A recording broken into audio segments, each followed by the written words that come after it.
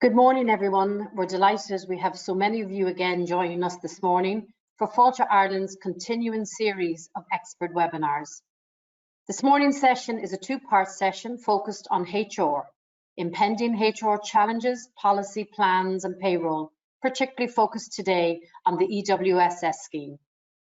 As an industry, we have never been in such a challenging position and trying to navigate so many hurdles. We in Fáilte Ireland are supporting industry today to ensure you have the latest information and guidance in light of the impending deadlines regarding transitioning your staff to the new employment support schemes. We are delighted to be joined by our HR expert Caroline McEnery, and Caroline will be guiding us through the relevant detail and changes and responding to your questions from industry owners and HR managers who are seeking that clarity on those impending HR changes.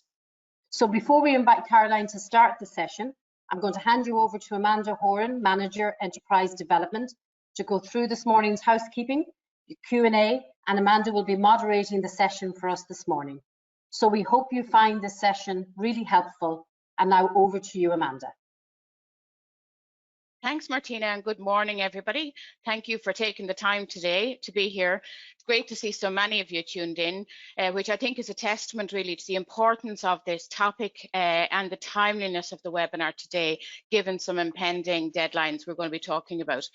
As Martina noted, the objective today is to support you with this webinar and the second webinar, which we'll run on the 8th of September, to guide you through what will be such a big part of the management of your business in the coming months, and to ensure that you work to realign your HR policies, plans and organisational staffing structures in accordance to the emerging business demand of the shoulder and off season. Which undoubtedly will be very different to the previous year's business trajectories that you would have seen. So we've set aside about an hour this morning for the session, and that'll include some time to address many questions that you may have, as many as we can cover in the time allowed. You're probably aware that this is the first of a two-part webinar, the second on the 8th of September, and on that one we'll be running through some more detail around the HR restructuring and implications around layoff, short-time working, and also some scenario planning around that, and if the issue of redundancy has to be addressed by you in the organisation at an individual employee level or at a collective redundancy level. So that's coming in the second webinar. So if you haven't registered for that today, go back to the invitation to this event that you got and make sure you've registered for that for the 8th of September. So to ensure that you also feel very engaged with this, we're adding in some question polls to this morning's session. So you get the opportunity to sense check where you're at in terms of your HR planning against those of your industry colleagues who are participating on the webinar. So I think that'll be quite interesting and engaging to see, you know, where you're at in your planning process against the other colleagues in the industry. And as you know, so we will probably, before I hand over to Caroline, I think we'll take that first poll question. So we invite you now to respond to that poll. Has your business commenced reviewing business demand for the next 3 to 6 months to determine employee resourcing levels required? So really just sense checking with you where you're at in that planning process right now. So we'll take the results of that. While we're waiting for those results, I just remind you again, we're joined by Caroline McEnery, HR and employment law expert and former member of the Low Pay Commission, as well as being an active adjudicator in the Workplace Relations Commission. Caroline, as you know, comes to us with over 20 years industry experience from retail, food production and hospitality sectors. So she really very much understands the challenges you're now all grappling with. So before I pass over to Caroline, Colette, maybe you'd be able to share with us that review of the first poll if we have. Oh, well, that's great to see that we have so many strong responses of participants who have actually started that process of assessing employee resource levels in light of business demand. So that's great to see. And for those of you who haven't, we hope that today's webinar will give you the confidence to actually start that process. So just to give you an idea then, today's webinar, we're going to cover the implications of government guidelines, updates from the 18th of August. This webinar has been updated to incorporate some of the changes that have been announced in the government guidelines since this webinar was recorded. Looking at the eligibility and detail of the application and administration of the EWSS, a look at layoff, how to handle that, and access to PUP and some impending changes around that scheme, as well as how to revisit your policy and approach to handling absence management, something that many of you did raise with us in the questions submitted in advance of today. We'll also take a look at travel guidelines and the implications of that on your staff. And a reminder then of the importance of wellbeing supports as you move to consider some fundamental and difficult decisions on HR restructuring for the business. So with that in mind, I'm going to hand over to you, Caroline. This webinar has been updated to incorporate some of the changes that have been announced in the government guidelines since this webinar was recorded. Thanks so much, Amanda. Delighted to be back with Fall to Ireland and assisting with these HR updates. And we have a very timely and comprehensive session for you this morning. As Amanda said, it's been very much tailored to suit the questions that have come in, and hopefully it'll give you lots of practical, up-to-date advice. So to start with, we've had updates, the most recent update from the government on the 18th of August, and ultimately, I suppose that update reiterated the importance of allowing remote working where it is practicable. For many of you, that may not be practicable, but for behind the scenes type of jobs, it may. So where it's possible, it's being encouraged that you do that. There's an increase in terms of the amount of testing that's happening with COVID. We're finding that a number of clients have started initiating COVID testing themselves, where they're finding it challenging to ensure the distancing or the face masks, etc., in specific industries.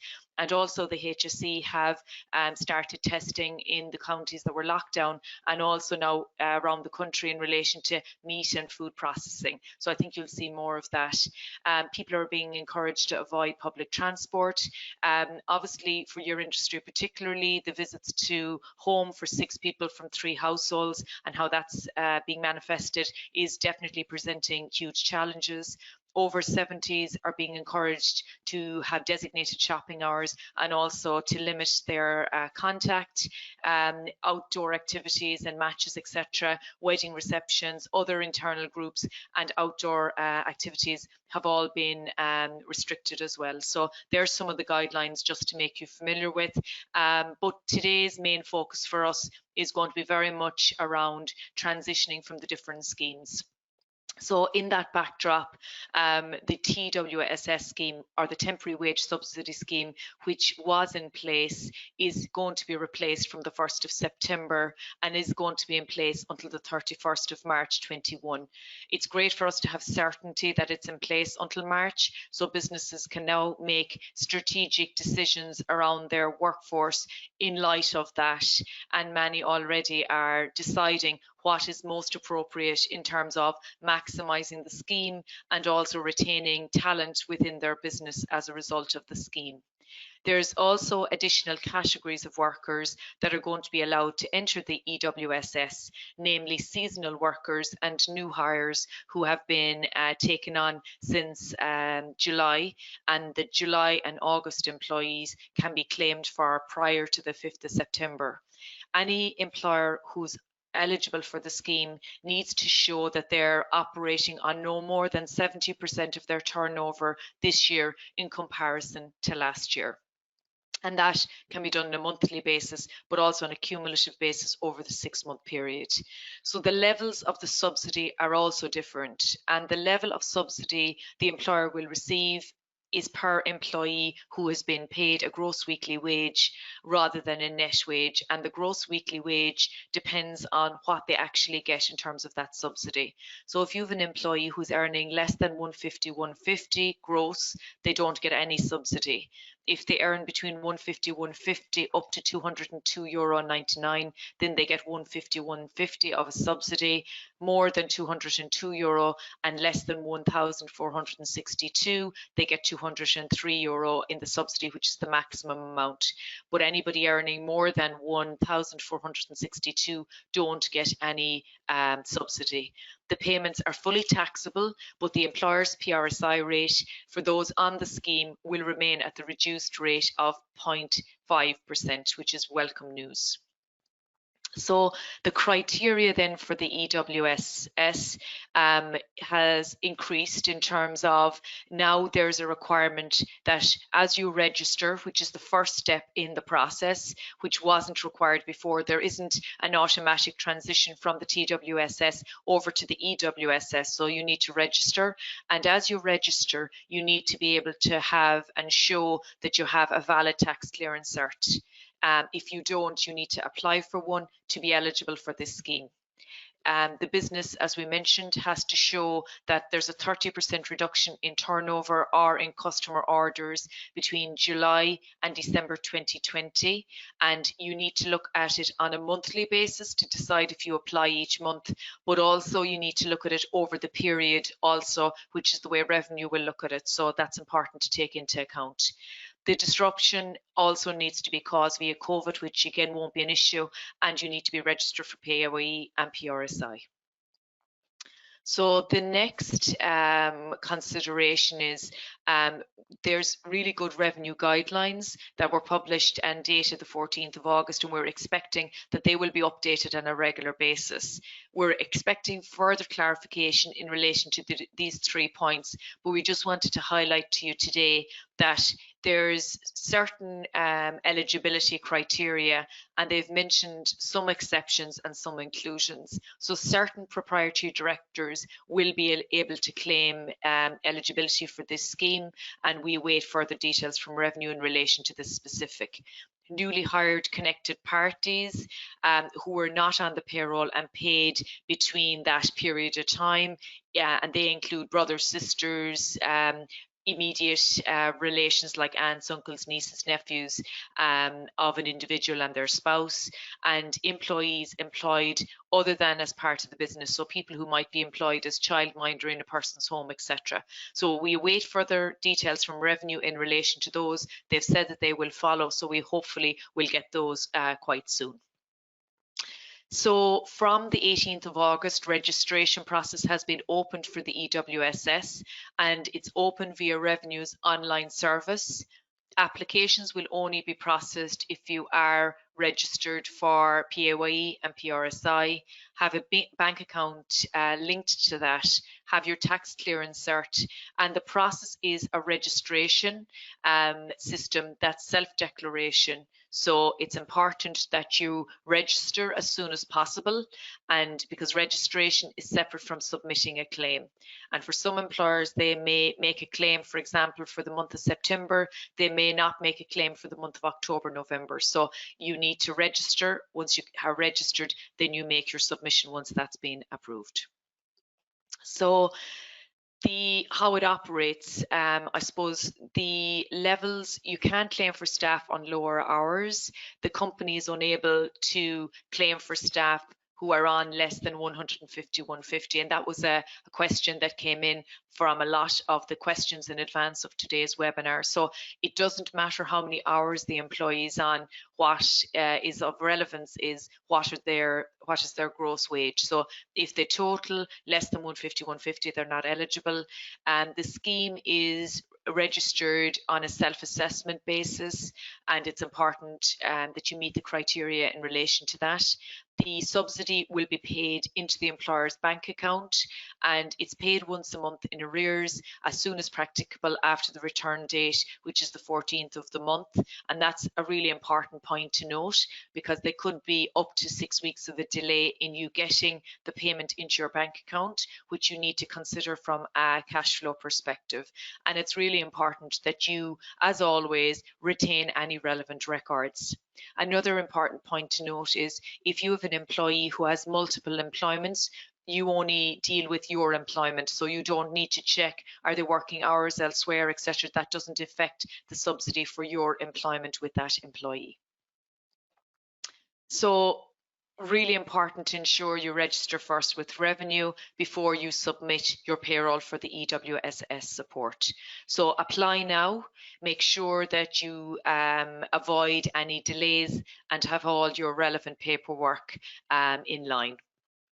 As we mentioned, the arrears are something you need to take into account when you're doing your cash flow and your budgeting plan, and it's something that a lot of you have flagged as a concern, which again needs to be something that we take into account.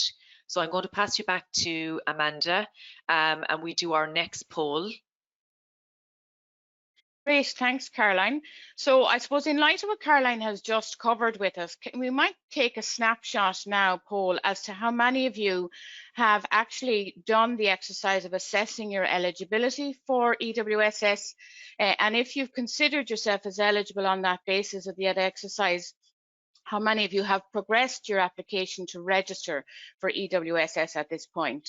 And while we're waiting for your views on that or your position on that, Caroline, another question here that has come in.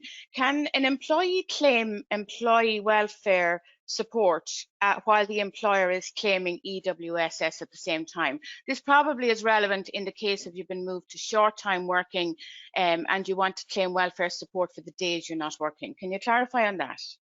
No problem, Amanda. So this, I think, is something that's going to come up for a lot of employees and employers due to the season we're coming into.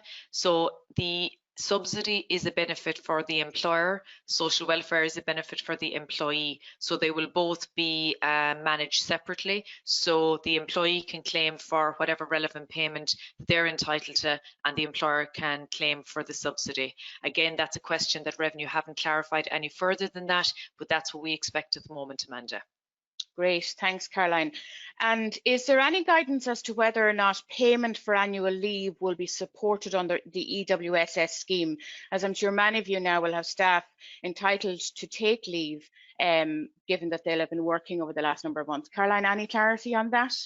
So in the Revenue guidelines, Amanda, it states that eligible employees have been defined, and it says further guidance will follow. I would say, though, in advance of that guidance, once the employee goes through for payroll that week of more than 150, I would expect that the subsidy would be applicable. If the employee doesn't go through for wages that week, I would say it won't be applicable. And I think that's probably how they're going to make that differentiation. So I expect it will, but again, we wait clarity from Revenue. Okay, excellent. Thanks for that, Caroline. So Colette, if we have the results of that poll, it would be great to see it. Okay, that's really good news to know that people, the majority of you have actually looked at your eligibility at this stage and are progressing through the application process. And I think that is an important point, as Caroline has said, the need to apply separately for EWSS. You know, so it's not just a matter of putting in your employee claims, but there's an application process with those criteria that Caroline outlined. So Caroline, back over to you now. Thank you, Amanda. So we've referenced those Revenue guidelines in the presentation so far this morning and in Amanda's questions. And we know from the TWSS scheme that Revenue updated the guidelines for us on a very regular basis, and there was multiple drafts of those. So it's really important that whoever is responsible for payroll in your organisation, and indeed HR, makes themselves familiar with the Revenue guidelines. As I mentioned, we have only draft one at this stage, which is dated the 14th of August, but we expect that there'll be multiple drafts of those. And as questions come in, they generally update those questions, and we will get a lot more clarity as time goes on. So I think it will be very useful to have a look at those.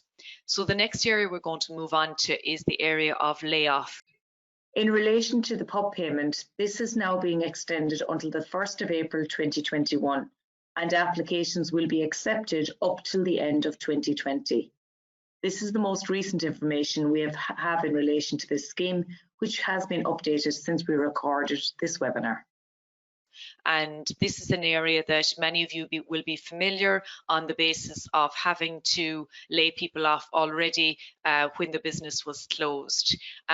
a lot has changed since then, particularly in relation to the PUP scheme itself, and it's important that you're just aware in relation to that. So if you lay an employee off prior to the 17th of September, they will still be eligible for the PUP payment that will remain in place. However, if you lay an employee off after the 17th of September, they will not be eligible for the PUP payment and they will go on job seekers. And this is a crucial date. So again, you need to keep that in mind, because it could be, depending on what the employee is earning, the difference between job seekers, which is 203, and the current PUP maximum is €300. So it could be quite a significant amount in relation to that employee.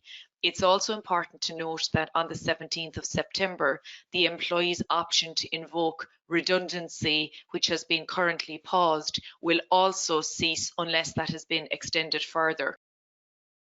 In relation to the redundancy option for employees to request redundancy, since we recorded this webinar, this scheme is now paused until the 30th of November 2020. So if that occurs, you could see employees, if they don't go on the PUP payment, you could see the amount of employees who invoke redundancy increase. So again, just to be very aware of that important date during this presentation. So anybody who is laid off is entitled to the PUP payment, and those that are not in a position to come to work because of voluntarily leaving or any other reason are not eligible for the payment. So the payment rates are due to change in relation to the pandemic unemployment payment, which will be in place until April 2021 for those that are registered on the scheme prior to that key date of the 17th of September. So the rates are going to change on 3 occasions during that time, on the 17th of September, on the 1st of February, and also on the 1st of April 2021.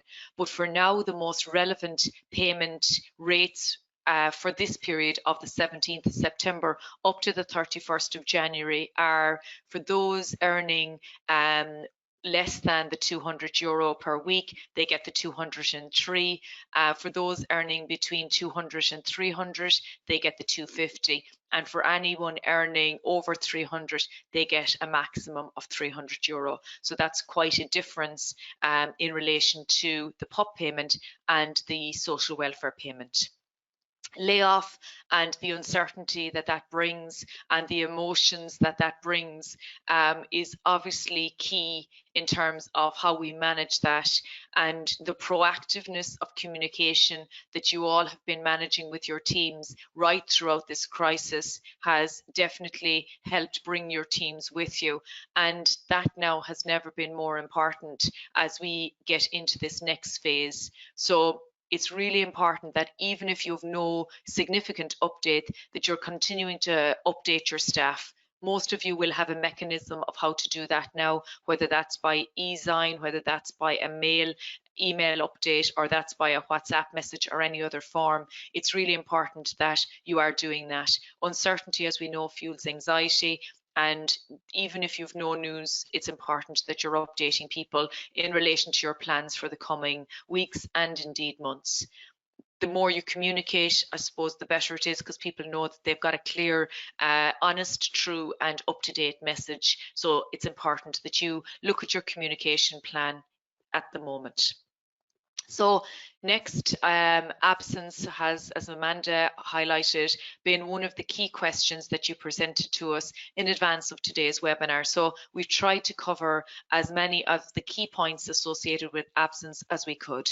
So the first key element of absence management at the moment is the COVID-19 enhanced illness benefit.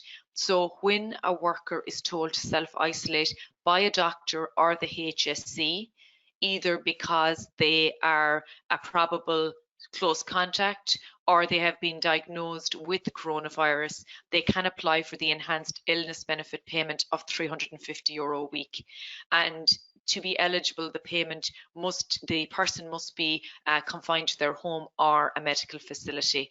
And the idea is that they're a close contact and they're restricting their movement, or indeed they are confirmed with the coronavirus, and obviously they're confirmed by a medical doctor in that regard. So really important that first of all you make people aware of the process they should follow in relation to that. You should update your communication to staff in relation to the benefit to let them know that the benefit still continues of a flat rate of $350. So I suppose the idea of the payment was to ensure that people who have symptoms don't feel under financial pressure to attend work, and they don't take any chances in that regard.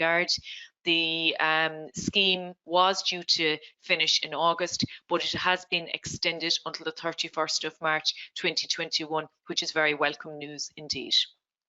So the next element in relation to managing absence is to review your current company policy in relation to absence, and particularly, is it fit for purpose in light of COVID-19? So again, have you stressed and highlighted if anybody has symptoms that they stay at home, give them the options in terms of communication, who they communicate with, what certificates are required. How do we deal with long-term absence? So for example, if you have somebody who has been out right throughout the pandemic because they may either have an underlying health condition, because they may just be afraid to come to work, etc., how are you going to start engaging with them if you haven't? And it's important that we do. And also, have you assessed vulnerable workers by doing a risk assessment, by involving your occupational health doctor and your company doctor, if that applies, to ensure that you've done a comprehensive assessment and have a more longer term plan with employees who have longer term absences. It's crucially important that you have a plan in place in relation to suspected cases of COVID-19. All of you will have done the return to work training with your staff in line with the government protocols when they returned, but it's important now that you're reminding staff in relation to what that protocol involves, what your internal policies require, etc., in relation to this, by doing lots of reinforcement and further training in that regard. It's also important to remember GDPR in light of COVID-19. It's important to remember that any medical data, or indeed any data you have in relation to employees, requires us to ensure we keep it safe and secure, and we respect the employee's privacy. You're holding sensitive personal data if it is medical data, or indeed any of the key HR data in relation to this area. So it's really important that you train your managers in relation to how to handle that data and how it's handled in a very controlled measure. We've had lots of incidents of people spreading news in relation to somebody either restricted movement, has a close contact, or indeed has coronavirus, where there's been lots of breaches of GDPR by quite senior managers in organisations. So it's important that you train people and restrict the amount of people employees should be telling in relation to their medical details. So the next very topical area is in relation to travel, and again, managing internal travel. So we've government guidelines in relation to the current green list, which was published in July, which allowed travel to 15 countries without the need for a 2-week quarantine when people return. As of the 4th of August, a number of countries were removed from that list. So it's important, as that list is updated, that you're updating employees in relation to their obligations to you in relation to travelling abroad. And I would make sure that you're following that guidelines, which is available from gov.ie, and using that as your requirement to update your policy. So employees need to follow it. So when you're looking at managing travel abroad, look at what does your policy say, and our advice is it should reflect government guidelines in relation to employee obligations. it needs to be in writing so that it's fully clear and needs to be communicated to your employees. Make sure everybody understands their responsibilities. So when somebody requests annual leave now, as part of whatever normal process you would have, make sure that you update employees in relation to their obligations if they are travelling. In relation to returning to work, remember there's a return to work form that they still need to complete 3 days before their return. And if somebody is going abroad, you can seek flight details for confirmation of return date and where they were, etc., if quarantine applies. However, remember this is completely based on trust, and under the Health and Safety and Welfare at Work Act, employees have an obligation to ensure their own safety and those of their colleagues also, and this completely falls under that obligation that they would notify you of any travel that they have undertaken. And it's important just to be aware of that and making sure that we let our employees know of those obligations also. So I'm going to pass you back over to Amanda, who's going to do our next poll. Great, thanks, Caroline. My God, there is a lot of food for thought in that, and I suppose it really points to the amount of work that's involved in maintaining those staff policies up to date, and also possibly revisiting and refreshing some health and safety training as well at various points throughout the year, probably more frequently than you would have had to do in the past. So looking at poll 3 then, I suppose I'm considering and digesting all that. Can we just maybe get a sense check from you if you have looked at updating and have completed updating of staff policies and looked at communications in light of those government updates of the 18th of August, everything from illness, travel, absences, etc. So while we wait the results of that poll, Caroline, there's a few questions that have come in on the back of what you were talking about there. When you reference the importance of communicating with staff, both those at work and on layoff, how should we be communicating with them, and what should we really be saying? So I think it depends on the employee circumstances. If they're on layoff, obviously we'll be communicating any updates we have in relation to their return, and we'll be communicating to see, are they on layoff because their department hasn't reopened? Is it likely to reopen? You know, is it specific to their role, etc.? So I think communication while on layoff is really important. And even in the absence of a big update, I would say once a month you should be checking in with those people at minimum. If the employees are at work, I would say you've all now done your government protocol in terms of return. And it's important now, I would say, to do a refresher in terms of that training. Ideally, that training is done and it is signed off, and that can be a combination of updating staff in relation to policies as well as updating staff in relation to protocol. And a lot of those policies you've outlined there, Helen, and a lot of them also will be things like wearing of face masks, you know, how to do it correctly, etc. And that type of training, because it's health and safety related, should be signed off and kept on the employee's file. Great. Just a question in relation to that, I suppose, Caroline, given the amount of update you're talking about in policies here, would you agree that it would be advisable to actually, you know, ensure that all employees get copies of that and sign copies of it as having read it and understood it? I think the easiest thing to do, Amanda, is, as you know, the staff handbook is the best place for all these policies, and the easiest way is to update your staff handbook and then reissue the staff handbook, and ideally get staff to sign it off over a period of time. And ideally the department manager that's relevant to those staff would do a socially distanced training session, or toolbox talk as we call them, to remind people of the key risks in their department and also of the key relevant updates in relation to the policies. Okay, that's great. Caroline, just one last one here now. In regard to holiday leave accrual during layoff, what is the position on that?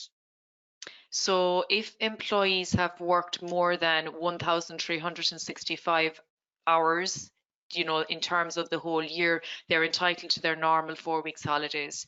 If the employees haven't, they get 8% of the total hours they've worked. So it depends on how many hours that employee has worked, but hours are accrued based on hours worked. Hours worked. Okay, great. Great. And in regard to that, does the same apply in relation to public holiday accrual? So public holidays is different. So you're entitled to a public holiday if you have 40 hours worked in the previous 5 weeks. So that depends on what hours the employee worked in relation to public holidays. Thanks. Okay, that's great. Okay, Colette, if we can have the results of that poll, please, that'd be great.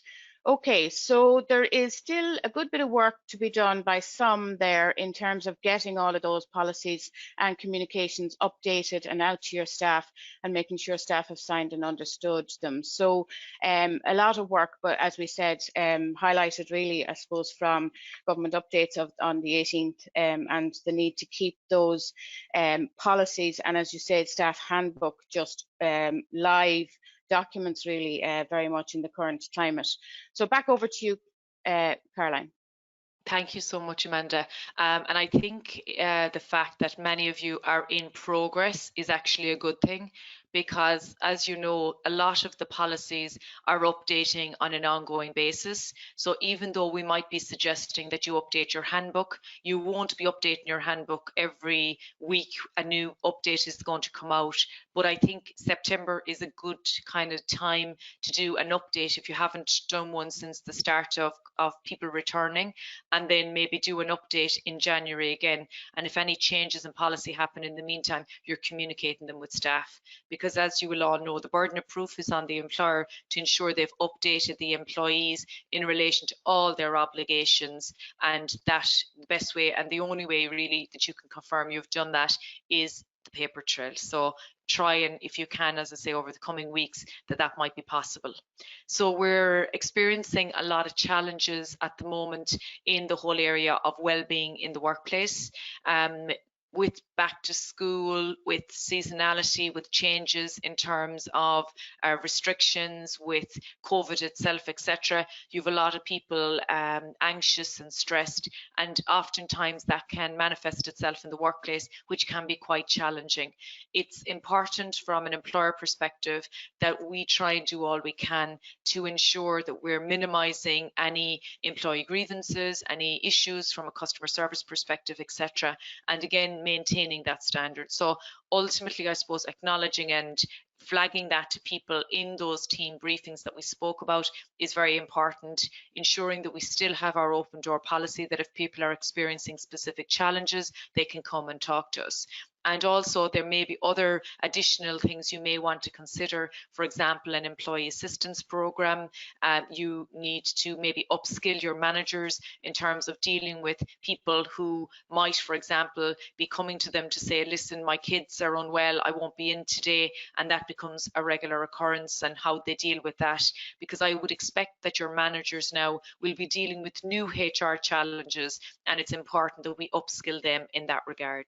Communication is key, and outlining frequently asked questions to your staff within the departments, trying to implement, I suppose, communication and some elements of sociability into the work environment is also something a lot of employers are now considering. So all of these things are designed to try and increase productivity, ensure retention of your staff, and without doubt, visible leadership from good managers now is definitely something that is showing hugely in businesses that are bringing employees with them. So again, assisting managers in that regard.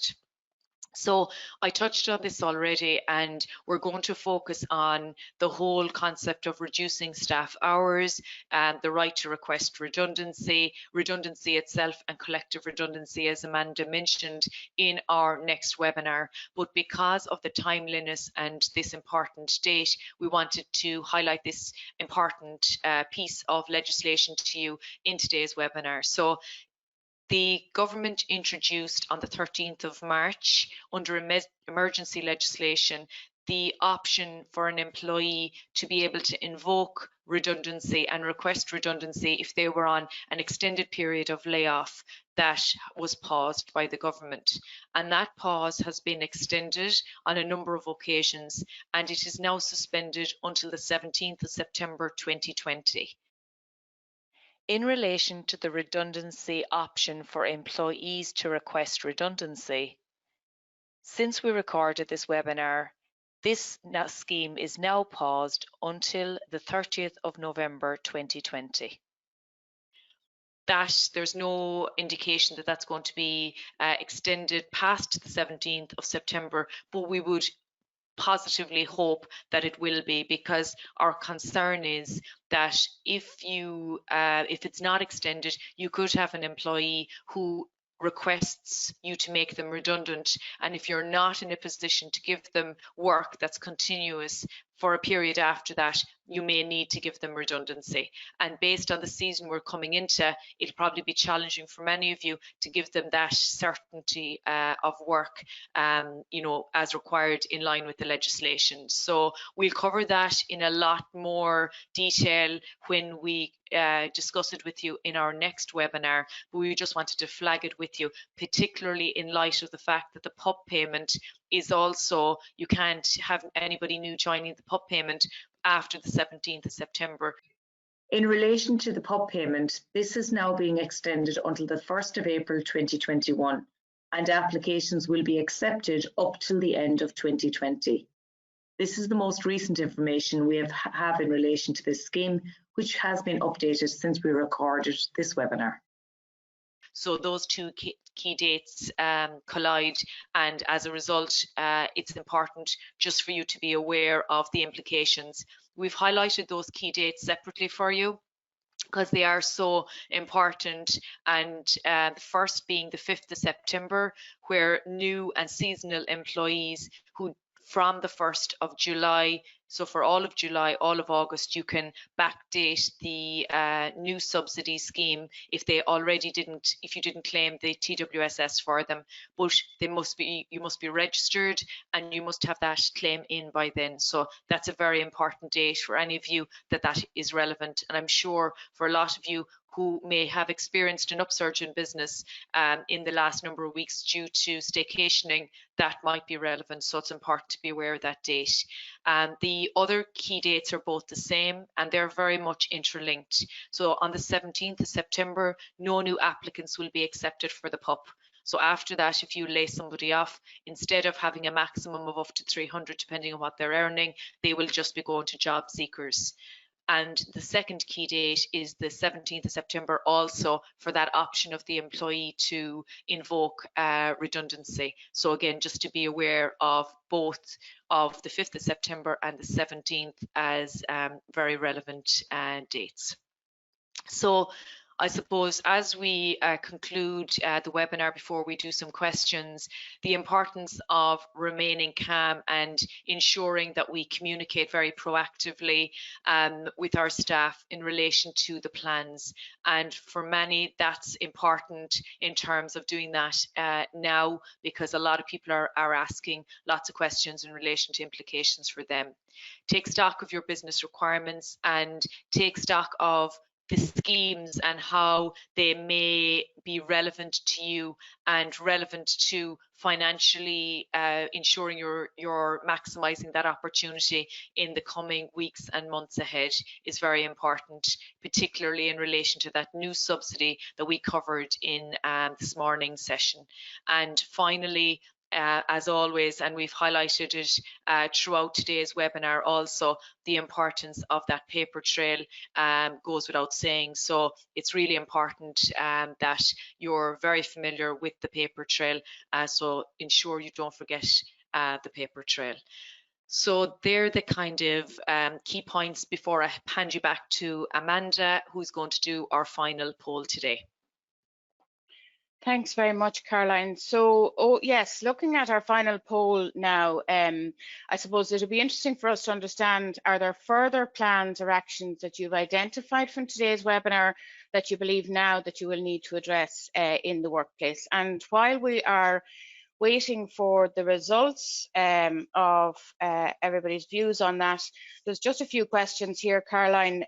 First of all, are under 18s eligible for the EWSS? Have we clarity on that in the guidelines? So there has been no guideline in relation to age restrictions in relation to the scheme, but I expect Revenue will clarify that. At the moment, they haven't highlighted any, either that they are or that they aren't. Great, okay. And a difficult one here, Caroline, and it kind of brings us back to this whole area of layoff, particularly people who've been on layoff now for quite a while. And given what you're saying about, you know, if people are not moved to layoff before the 17th of September, the PUP won't apply, and they'll be moving them really onto job seekers, or they'll be moving to job seekers. In relation to the PUP payment, this is now being extended until the 1st of April 2021, and applications will be accepted up till the end of 2020. This is the most recent information we have in relation to this scheme, which has been updated since we recorded this webinar. What if layoff is the preferred employee option, and it's quite possible they feel vulnerable to return to work, or if they're caring for vulnerable? What's your guidance in terms of how you handle that again? So we'll cover this, Amanda, in more detail now in our next webinar. Excellent. But our advice is an employee is only eligible for layoff if you have no work available for them. So if an employee is unavailable to come to work for any of those examples that you've outlined, then we need to look at alternative types of leave. So they might want to take parental leave, they might want to take carers leave, they might want to take unpaid absence, and we need to manage them through maybe the long-term absence process, etc. It's definitely not something we'd be recommending to give the employee the option to choose, because we had a big issue when employees were requested to come off the PUP payment after businesses reopened, where some of them said, look, I'm actually happier on the 350 on the PUP payment, which it was then, than to actually come back to work. So even though the employer had work available for them, we had to proactively manage people to get them to return. So we definitely wouldn't want to be encouraging employees to feel that layoff is optional. So because we would be starting to set bad practice. So I would say if an employee is choosing not to come back for whatever reason, we need to proactively manage them. And indeed, if you have any employees who currently are on the books that are falling into that category of long-term absence, or indeed who feel they can't come back, I think it's really important you start to engage with them now, because unfortunately COVID is here for a very long time, and we need to very much proactively, you know, engage with people in terms of, you know, return. Okay, thanks, Caroline. And just another question here. Your reference to the 1,365 hours worked in January for their leave entitlement, or a portion of that given number of hours worked. Question here is that in regard to leave, or sorry, is that in regard to time worked from the 1st of January, or is it in the previous 12 months? So that is in your holiday year. So the tax year in terms of legislation is normally April to April, unless you in your terms and conditions have highlighted that your calendar year is January to December. So whichever year, if you're silent on it in your contract of employment, it would be the April calendar year, and if not, then it is the January to December one, if as many employers would normally have the calendar year as the holiday year. So that's how you would work that out, and it is in total for the entire year. So that would take into account for that full calendar year and that full 12-month period, whether they've worked the 1,365 hours or not. So in accordance with your holiday calendar then. Okay, great. Indeed. So can you join EWSS later in the year as a business, Caroline? You need to register for it now, and that's crucially important. So once you've registered, then you can decide when you make a submission. So for some businesses, they may be still very busy, and for September, they may decide that they don't meet the eligibility criteria for September, but over the full 6-month period, they may meet the eligibility criteria and they can apply for October, November, December. So that's why it's so important to do your forecasts, do your plans, and assess your criteria. But I would say the registering is important. And one other point about the scheme, like all revenue schemes, employers who apply and avail of the scheme will be published by revenue in that list that they normally publish, and that's normal practice by revenue as well. Great, thanks, Caroline. That's an important point. So, absolute guidance, you register now. Whether or not you choose to claim on the scheme or not, you can judge that month by month, but the registration deadline of the 5th of September is key, I think we're saying. Is that right? That's important. And remember, if you apply month by month, you still have to take the 6 months together into account to see are you 30% down in turnover. So even though you might be applying not for every month, you still have to take the 6 months reference period into account. Yeah. So revenue are looking at it cumulatively over the 6 months, July to December. That's right. Yeah. And then, Caroline, just going forward, can new employees be added to the EWSS after September if you have to take on staff in October, for example? They haven't made that clear, and I suppose ultimately we're recommending that you register for the scheme by the 5th of September so that you can avail of the option to backdate it if you need to for the employees who are on your, the new employees that you may have employed for July and August, and the new hires and the seasonal staff. So that's the really relevant date of the 5th of September in that regard. So again, we're very early in the revenue guideline draft, i.e. we've only one draft. So I expect in draft 2, we will get a lot more guidance in relation to all of those things. But for practical purposes, if you feel you're eligible, which again, we saw in your poll earlier on, many people, the numbers were very high in terms of those that had already decided that they were relevant to them. So I think from that perspective, it's really important. Okay. Another one here, can PUP be claimed by an employee who started work in July but will need to be laid off in August? I think we've confirmed that you can move them to PUP up to the 17th of September, but after that, it's job seekers. That's exactly it.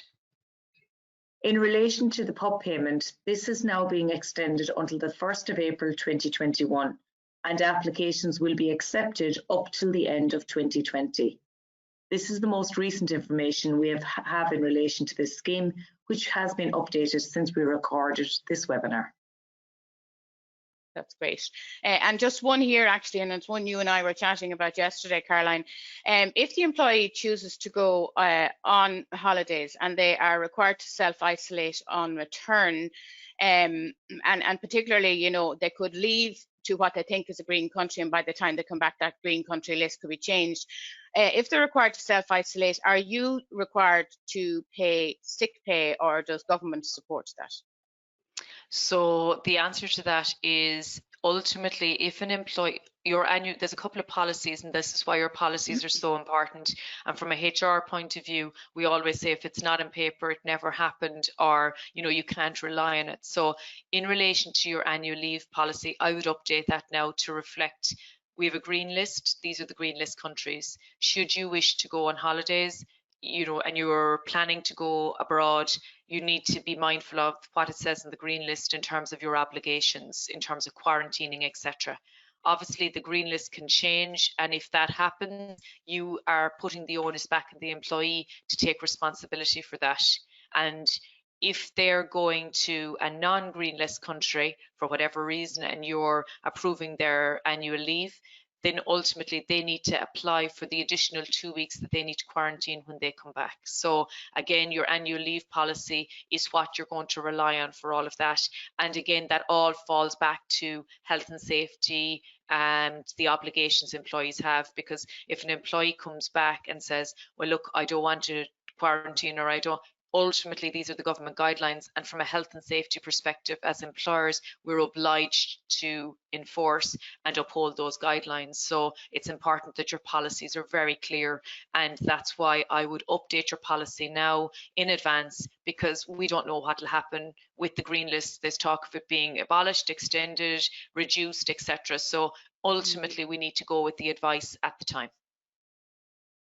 That's great, Caroline. Yeah, thank you. I think that's going to be just remain a very dynamic list, really. So I think it's important to, as you say, have that really clear, really out in your policy. Colette, if it's all right with you, just given that we are now coming up close on time, can we get the results of that poll, please? So delighted to hear that so many of you have found and identified in this webinar some additional work that needs to be done. I know you don't want to be coming on webinars to find additional work, but I think it's important that we've been able to help you identify some critical things that need to be put in place, really, in accordance with the pending deadlines. So delighted to see that. So just in regard to closing out then, any questions that we didn't get to answer for you today, we will include in our FAQs. And just to remind people, on the PowerPoint presentation here, which will accompany the recording of the webinar, we've given you a link to the EWSS guidelines. So they are up on Revenue, available for you now to look at, and that link will remain live, and any updated guidelines will be reflected in that link as it goes on. So stay in contact with that link as we go through the next week, because as Caroline says, there is still some things not yet clarified, and we expect that those clarifications in the coming days. So finally, it just remains for me to thank you very much for your time in joining us here today, to thank Caroline as always for her expertise and very practical guidance in these situations. Reminding you then, we will have a link to the website, or to the webinar, sorry, on our recent updates on our website, COVID-19 Support Hub, by close of play tomorrow, and we'll also email you out a link to those. You have on your screen now some additional links for revenue where these guidelines are contained. And just to say to you that we look forward to picking up with you again on the 8th of September. Don't forget, if you haven't registered, to do that. Just click back to the invitation that you would have got for this event on Friday last, or the reminder you would have got yesterday, to register for the second part of this webinar. And just to say a huge thanks as well to Colette and the team at Razor Social for keeping us all online in the technology front, and to Helen, my colleague, for moderating the questions with me today. As I said, anything we didn't get to cover, we will include in the supporting FAQ that will accompany the two webinars when we complete the one on the 8th of September. If you have any burning questions in the meantime that you really need advice on, please reach out to your local Fáilte Ireland contact. They're there to support you, and we'll filter those questions through for immediate responses if they are of urgent matters in that regard. So it just remains me to say, have a good day everyone, take care, go raibh míle maith agat agus slán go fóill.